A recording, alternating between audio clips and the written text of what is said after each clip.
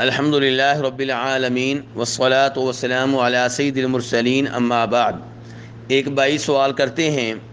کہ شریعت نے صبح و شام کے اذکار کی بہت زیادہ ترغیب دی ہے، لیکن سوال یہ پیدا ہوتا ہے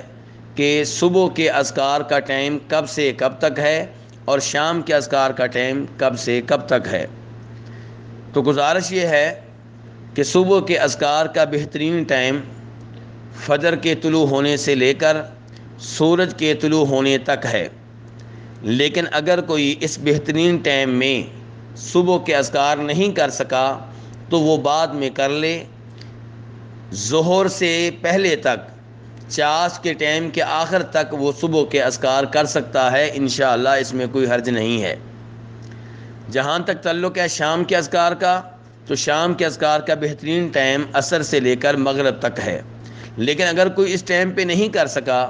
تو وہ مغرب کے بعد سے لے کر رات کے 1/3 تک کر سکتا ہے۔ امام ابن قیم رحمہ اللہ سورہ قاف کی آیت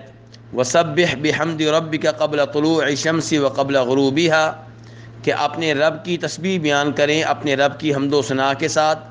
سورج کے طلوع ہونے سے پہلے اور سورج کے غروب ہونے سے پہلے۔ اس آیت کا تذکرہ کرتے ہوئے امام ابن قیم کہتے ہیں کہ اس آیت میں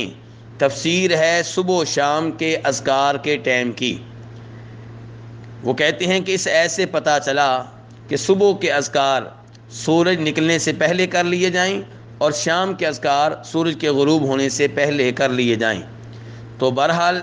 امام ابن قیم رحمہ اللہ اور دیگر علماء کرام کی آراء کی روشنی میں یہ کہا جا سکتا ہے کہ صبح کے اذکار کا بہترین ٹائم فجر کے طلوع ہونے سے لے کر سورج کے نکلنے تک ہے، اور جو اس ٹائم نہ کر سکے وہ بعد میں بھی کر سکتا ہے، اور شام کے اذکار کا ٹائم